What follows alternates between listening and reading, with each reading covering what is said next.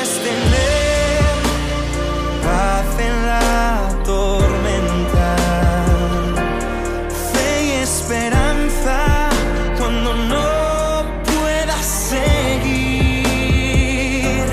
Y aun con tu mundo hecho pedazos, el Señor guiará tus pasos en paz en medio de la tormenta. Muchas veces yo me siento igual que tú. Vamos a abrir ahora la palabra en el libro de Deuteronomio, capítulo 32 y versículo 14. Él es la roca cuya obra es perfecta, porque todos sus caminos son rectitud, Dios de verdad y sin ninguna iniquidad en él. Por tanto, el escritor bíblico compara la fortaleza, grandeza y omnipotencia de Dios, comparándola, contrastándola con la omnipotencia y grandeza de los ídolos de este mundo, de los recursos humanos, para llegar a la conclusión de que solo Dios es verdaderamente omnipotente. A Dios se le conoce de distintas maneras y Él ordenó que se escribiera su palabra con un propósito esencial, que la gente, el hombre, le conozca. A Dios se le conoce de distintas formas, pero de una forma muy íntima y muy personal. Se le conoce por sus perfecciones y se le conoce por sus nombres. Por sus perfecciones, que se llaman atributos, conocemos cómo es Dios. Preguntamos cómo es Dios y la Biblia responde: Dios es omnipotente. ¿Cómo es Dios? Dios es omnisciente. Y todas esas perfecciones de Dios nos revelan la grandeza admirable de este Dios, que es nuestro Dios personal, pero que es el Dios eterno, infinito, creador del cielo y de la tierra. A Dios se le conoce también por sus nombres. Los nombres no definen cómo es, sino quién es. Y preguntamos: ¿quién es Dios? Y la Biblia me responde: el Señor es mi pastor. Y así sucesivamente podemos entrar en el estudio, en el análisis de las perfecciones, atributos y de los nombres, para conocer mejor quién es Dios, cómo es Dios, adorarle y servirle, conscientes de que nuestro Dios es un Dios singular. No hay duda ninguna que Dios es un ser cuestionado y es un ser puesto a un lado, no solamente en el mundo en general, sino que también está desapareciendo de la predicación bíblica. He estado leyendo estos días, en el tiempo que tenía libre, un libro pequeño, pero que no tiene pérdida ninguna, que se llama La predicación de la verdad según la Biblia. Y en ese libro se nos dicen cosas muy interesantes y se nos afirma que el predicador es portavoz de Dios en la medida en que usa la palabra de Dios. Y este libro decía que la predicación consiste en presentar a Dios ante los hombres. Y si al término de la predicación el hombre no conoce un poco más de Dios, no hemos cumplido el objetivo que la predicación tiene. Por tanto, mi responsabilidad esta mañana y siempre es que vosotros podáis conocer a Dios mejor cuando terminemos esta reunión. Por tanto, hoy quiero hablaros de una de las perfecciones divinas. El primer domingo del año, cuando tuve el ministerio, hablé de la inmutabilidad de Dios, palabra un poco extraña, pero hemos visto que Dios es el mismo ayer, hoy y por los siglos, que no varía, que se mantiene siempre igual, que es fiel a sus promesas, que cumple su palabra. Hoy quiero hablaros de otra perfección, que es la omnipotencia de Dios. Como siempre, hay tres cosas que quiero mencionar en los atributos de Dios. Primeramente, la perfección en sí, ¿qué es la omnipotencia? En segundo lugar, la evidencia bíblica sobre esa perfección divina. Y finalmente, considerar la consecuencia que ese estudio, esa consideración, esa reflexión debe producir en vuestra vida y en mi vida personal. Primeramente, pues, la perfección. Cuando se define omnipotencia en general, se habla de la total capacidad de alguien para hacer todo cuanto quiere, sin límite alguno. Indudablemente no hay ningún ser de la creación de Dios que pueda afirmar una cosa semejante. Nadie puede decir que Él hace todo cuanto quiere sin límite alguno, porque todos somos finitos y todos somos limitados. Pero cuando yo llevo esto a la persona admirable de nuestro Dios, creador del cielo y de la tierra, descubro que es la perfección divina por medio de la cual Dios ejecuta todo cuanto desea mediante su absoluta voluntad.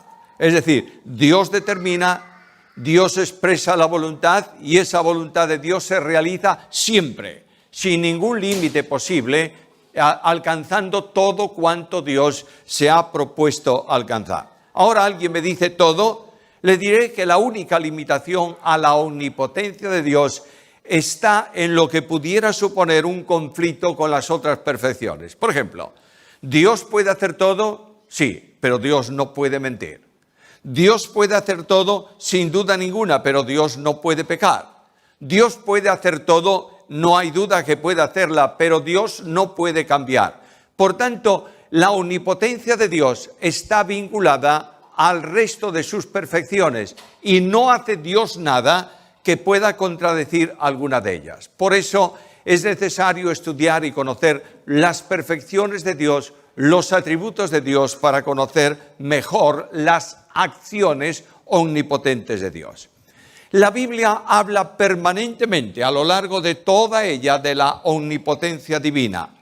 La realidad de su poder está expresado en muchos textos de la Escritura. Seleccionemos solamente uno de ellos. En Job capítulo 9 y versículo 12, leo en la Nueva Versión Internacional y dice de esta manera: si de algo se adueñara, es un condicional, no dice que Dios se adueña de algo, pero si se adueñara de algo, ¿quién le hará desistir?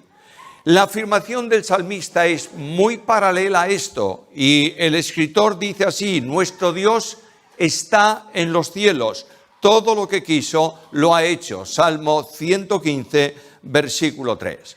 Ahora esta mañana hemos cantado algo que tiene que ver con la omnipotencia de Dios. Nada hay imposible para Dios. Por eso la gran bendición que tiene el creyente es precisamente esta. A veces nuestros problemas son muy grandes, nuestros conflictos muy intensos, nuestras dificultades muy numerosas. A veces pensamos que no hay solución para nuestro devenir diario y de pronto me voy a la Biblia y la Biblia me dice: recuerda esto, nada hay imposible para Dios. La omnipotencia de Dios viene como una de sus perfecciones a consolar nuestra alma, a orientar nuestro camino, a dar rumbo a nuestra vida, a hacernos sentir en la presencia de aquel que es omnipotente en todo el amplio sentido de la palabra. Es más, Dios no necesita hacer algo. Solamente es suficiente para Dios la expresión de su palabra para que se cumpla el propósito. Leo el Salmo 62 y el versículo 11. Una vez habló Dios, 2 veces he oído esto, que de Dios es el poder. ¿Notasteis? Dios habló. Y cuando dice he oído esto 2 veces, está hablando de un superlativo. Por tanto, el Dios de la Biblia habla una sola vez y es como si reiterase esa misma instrucción varias veces. Todo cuanto Él dice se ejecuta y se hace. Ahora quiero recordaros que Dios es fiel. ¿Lo creéis? Dios es fiel. Hay en nuestra vida elementos y evidencias de que Dios es fiel. De manera que esa fidelidad está unida al atributo de su omnipotencia.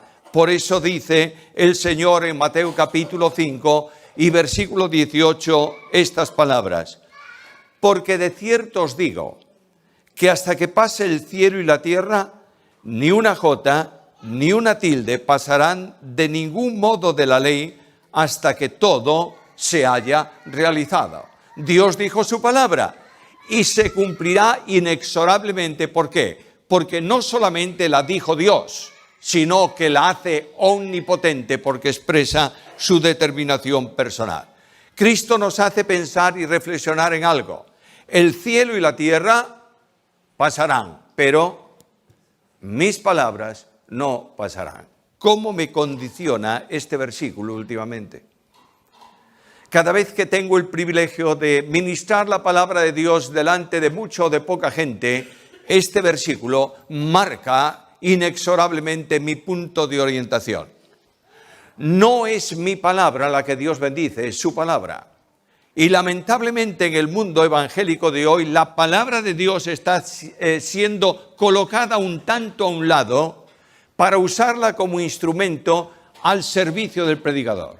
Quiero deciros, queridos hermanos, que esta mañana lo que yo diga no tiene ningún valor. Lo importante es aquello que Dios dice por medio de su palabra y que yo quiero en honestidad expresaros hoy. El Dios de la Biblia ejecuta sus planes, los lleva a cabo porque es omnipotente. Mira el alcance del poder de Dios. Daniel capítulo 4, versículo 35. Todos los habitantes de la tierra son considerados ante él como nada, y él hace lo que le place con el ejército del cielo y con los habitantes de la tierra, y no hay quien detenga su mano y le diga, ¿qué estás haciendo? Dios es el soberano que impone su determinación a las criaturas del mundo, a los hombres limitados como somos, y también a los ángeles. Es más, la ejecución de todos sus planes es una realidad que la historia de la humanidad pone de manifiesto. Leo el Salmo 33 y el versículo 11. El consejo de Jehová permanecerá para siempre, los designios de su corazón por todas las generaciones. Miramos nuestro entorno y sentimos, humanamente hablando, desde el punto de vista del hombre, una profunda conmoción cada día. ¿Qué va a pasar mañana? Los conflictos de las naciones, los problemas sociales, las enfermedades están condicionando el pensamiento del hombre y orientándolo hacia el poder del hombre, a ver cómo el hombre puede solucionar esto. Quiero deciros que la Biblia revela que toda la trayectoria de la humanidad está bajo el control de Dios y que Dios ha determinado una forma de tránsito de los hombres por este mundo, controlando las cosas de modo que todas ellas se cumplan y se pongan al propósito de su designio y de su voluntad. No hace falta que vayamos mucho a la profecía, tan solo una referencia. Voy a la carta segunda a Tesalonicenses y cuando abro esa carta hay un problema en aquella iglesia que tiene que ver con la venida del Señor, con el tiempo de la tribulación, con el hombre de pecado, todo eso que a veces escapa al control de nuestra mente porque para algunos, y no hay duda que es así, son asuntos un tanto elevados. Pero quiero deciros algo muy simple, muy sencillo, que todos podemos entender.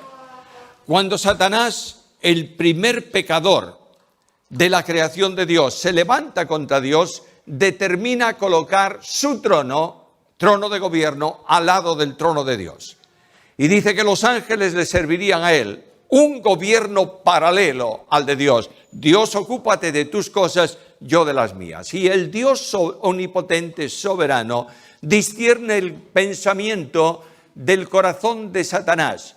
Sin que él hubiera hecho todavía nada, ya lo conoce, lo destituye de su ministerio, lo arroja a la tierra y Satanás viene con un propósito específico al mundo de los hombres. Producir una sociedad contraria a la voluntad de Dios. Un sistema religioso absolutamente diferente al que Dios establece y colocar a Dios a un lado y los hombres iniciar y que los hombres inicien un camino diferente a la voluntad de Dios y al pensamiento de Dios. Y este propósito suyo tiene un objetivo final: colocar a un hombre en el trono que corresponde a Dios para que el mundo le adore. Y la Biblia me dice que Dios ha estado controlando desde el principio esto.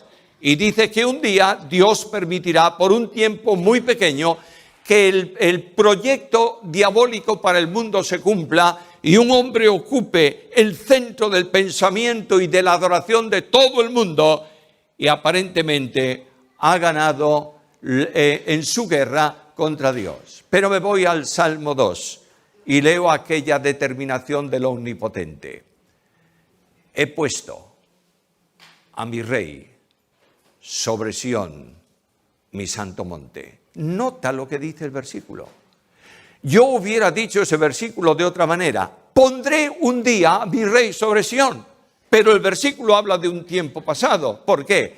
Porque Dios ha determinado que eso sea así y simplemente por el hecho de que Él lo determinó, el Salmo lo da como algo cumplido.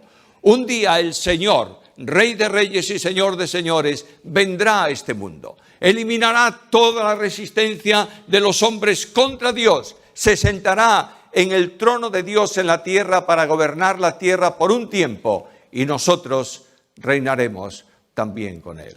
¿Cuánta importancia tiene este atributo? ¿Cómo es posible que un programa como este esté detenido? Satanás está intentando ejecutarlo permanentemente. Ahí tienes todos los movimientos sociales del mundo de hoy, la que se llama ideología, no importa cuál sea. Todo ese asunto es contrario absolutamente a la voluntad de Dios. Y el hombre piensa que va a conseguir su propósito definitivamente. ¿Sabes qué dice el Salmo? El que está en los cielos se reirá. El Señor se burlará de ellos. A veces nosotros tenemos un poco de miedo en confrontar nuestra idea con la idea contraria a la voluntad de Dios. Estamos escondiéndonos. Ya no se habla, desde el púlpito, yo el primero, ya no se habla de sexo. ¿De qué hablamos? De género. Quiero deciros, queridos hermanos, que el programa diabólico ataca permanentemente y de forma especial el ministerio de la Iglesia. Y yo no puedo sino sujetar este ministerio a la palabra de Dios y anunciar esta mañana con toda la fuerza que me sea posible que frente a toda la oposición de las naciones del mundo, sus programas, frente al gobierno de Satanás que ejerce sobre todos los estados de la tierra, Dios es omnipotente. Y esta es la gran bendición que podemos sentir, experimentar en esta mañana cada uno de nosotros. En segundo lugar, ¿cuál es la evidencia de esa omnipotencia? Abro mi Biblia. Si yo quiero estudiar algo, una doctrina bíblica, hoy las tenemos sistematizadas, ¿verdad? Bueno, vamos a estudiar doctrina de la Iglesia y habitualmente se empieza por Hechos capítulo 2. Bueno, está muy bien. Pero para poder sistematizar una verdad bíblica tengo que leer la Biblia. ¿Cuánto de la Biblia? Toda la Biblia. Quiero demostrar a la luz de la Biblia que Dios es omnipotente. ¿Por dónde empiezo? Génesis capítulo 1, versículo 1. ¿Y por dónde termino? Apocalipsis capítulo 2, versículo 21. Y abro la Biblia y descubro la omnipotencia de Dios en la creación. Escucha la palabra o léela, ábrela si tienes la Biblia ahí a mano y verás que dice la Biblia que en el principio, es decir, cuando nada existía, Dios creó los cielos y la tierra. Y de pronto me da la descripción de cómo hizo Dios para crear. Y no hay duda ninguna que nos gustaría que Dios estuviese sudando para poder traer a la existencia el universo. ¿Qué es lo que hizo Dios? Abro la Biblia, sigo leyendo y leo estas palabras. Y dijo, Dios, sea la luz. Y fue la luz. Solamente su palabra. La omnipotencia de Dios se manifiesta porque Él dijo, dice el salmista, y fue hecho. Él mandó y existió. Salmo 33, 9. Ahora me voy al Nuevo Testamento y digo, frente a un mundo que niega la creación, ya no tanto. Si tú observas un poco el mundo científico, yo tengo personas que leen asuntos científicos. Entre nosotros esta mañana me pueden rectificar si no es así. Desde aquella historia de la evolución darwinista hasta el Big Bang ha avanzado mucho la ciencia. Y hoy en día ya se está hablando de creación inteligente. Y no estoy hablando de cristianos evangélicos, estoy hablando de científicos. Hace un tiempo se ha inaugurado, creo que es en Suiza, el acelerador de partículas. ¿Sabéis lo que es eso, verdad? Los científicos estaban tratando de encontrar el chispazo de luz inicial del universo. Se habla de ese acelerador hoy. ha sido la inversión más ruinosa que los científicos han realizado. Pero voy a mi Biblia y leo esto: en el principio Dios creó. Y salto en el tiempo. Y voy a un libro del Nuevo Testamento, escrito para creyentes, y leo estas palabras: por la fe entendemos. No creemos, entendemos que el universo fue totalmente organizado por la palabra de Dios, de modo que lo que se ve fue hecho de lo que no se veía. Bueno, tenemos que tener un tanto de cuidado con esta última parte del versículo, porque algunos dicen, ¿ves? Había algo que no se veía y Dios usó eso para crearlo. Bueno, algunos te hablarán del Big Bang. Yo no tengo ni idea de eso. Dios me libre de meterme en un tema que no conozco. Pero voy a aceptarlo. ¿Puedo aceptarlo esta mañana? Sí, lo voy a aceptar. Todo cuanto hay se produjo por una explosión cósmica de una materia comprimida de tal manera que detona. Bueno, dicen los científicos. ¿Quién puso la materia ahí? Porque nada es eterno. Por tanto, detrás de cualquier proceso, no me importa cuál sea, hay una figura. Y esa figura es Dios mismo. Y yo creo, entiendo, discierno, comprendo que el universo fue enteramente creado por la omnipotente palabra de Dios. Pero no solamente lo creo, porque una cosa que tú pones en marcha, tarde o temprano se deteriora y para.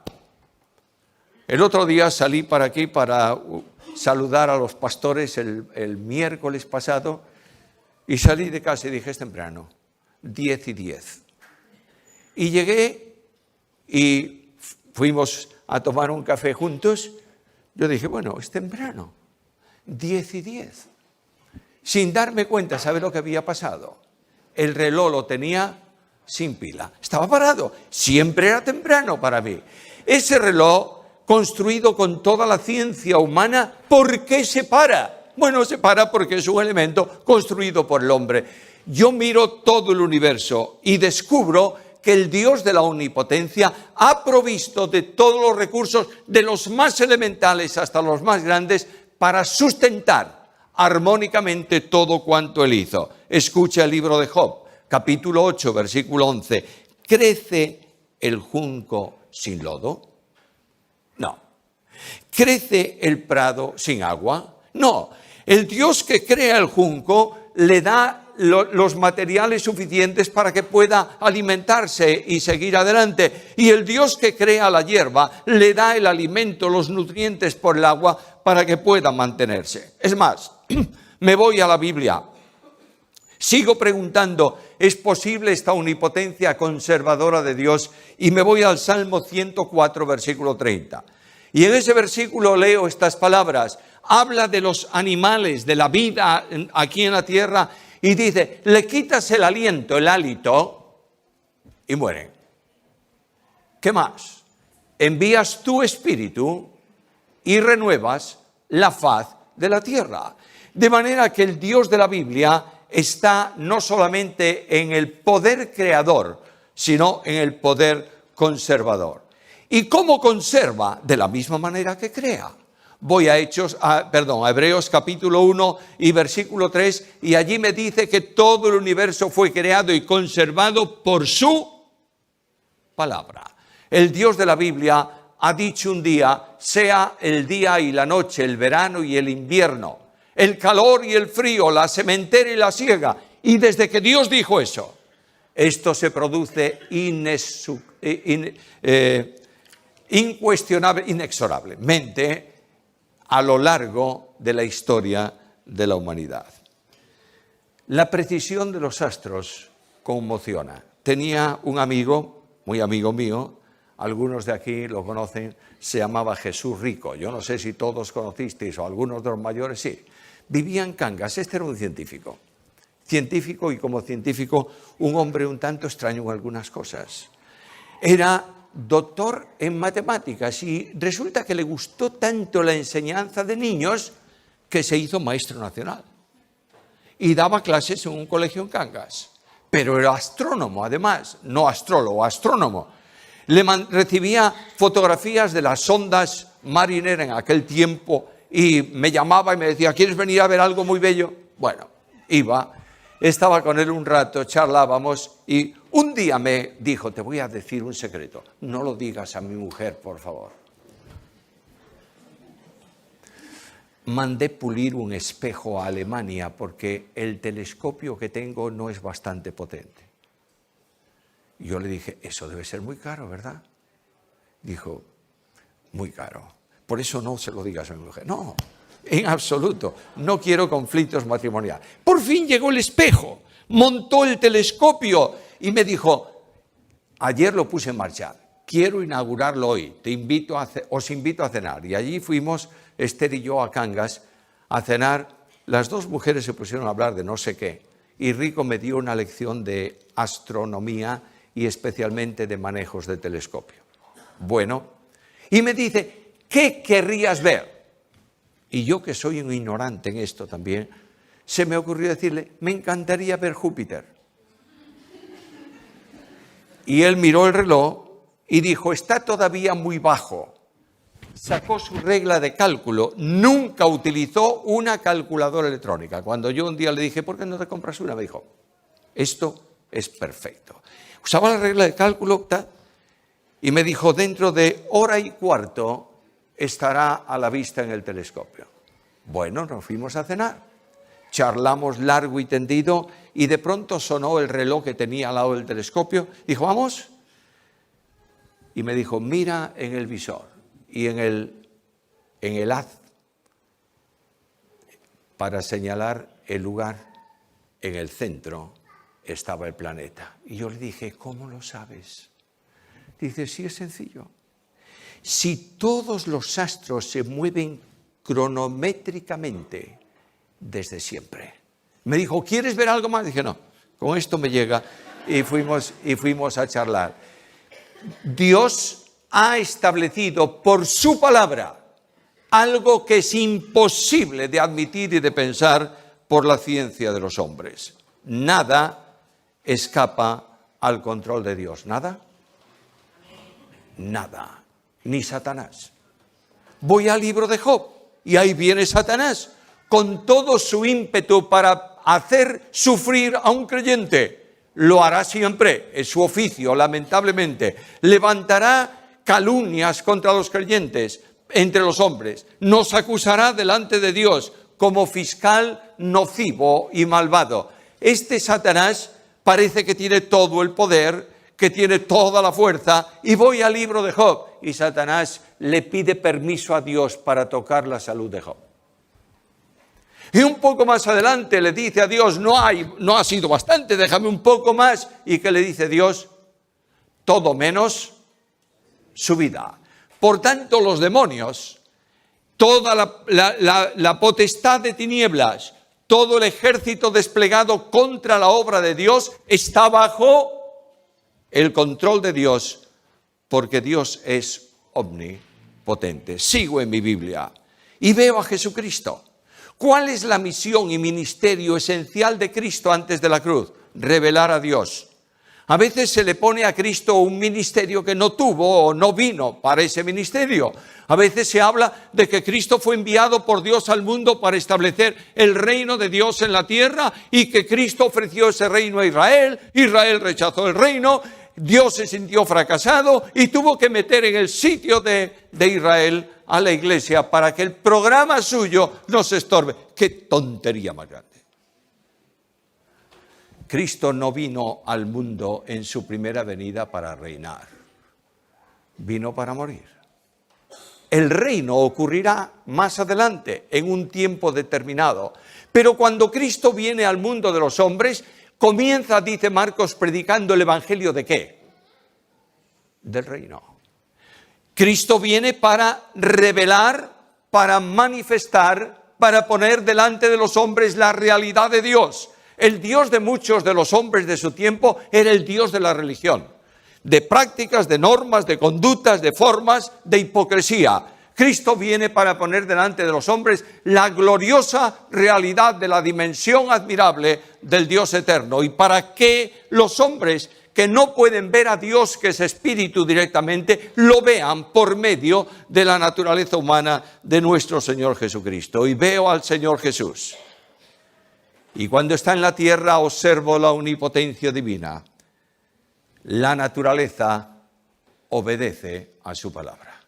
De una forma tremenda. Dios en Cristo dice al viento calla y al mar enmudece. ¿Y qué ocurre? Lee el versículo. Se hizo una grande bonanza. Aquí en Galicia no hace falta que hablemos de viento, ¿verdad? Estaba el otro día en Argentina viendo las noticias de aquí. Alerta naranja en toda la costa. Olas de 6 a 8 metros. Bueno, de modo que esas olas se producen ¿por qué? Bueno, por el viento, eso lo sabemos todos. Y de pronto el viento se calma y las olas quedan automáticamente quietas. No, el mar sigue moviéndose durante un tiempo hasta que pierde la inercia que el viento le ha puesto, ¿verdad? Yo veo aquel milagro. Dios en Cristo dice al viento calla, al mar enmudece. ¿Qué ocurre? Se hace una gran bonanza en el instante, en el momento. Puedes tener paz en la tormenta, fe y esperanza cuando no puedas seguir. Y aun con tu mundo hecho pedazos, el Señor guiará tus pasos en paz en medio de la tormenta. Muchas veces yo me siento igual que tú.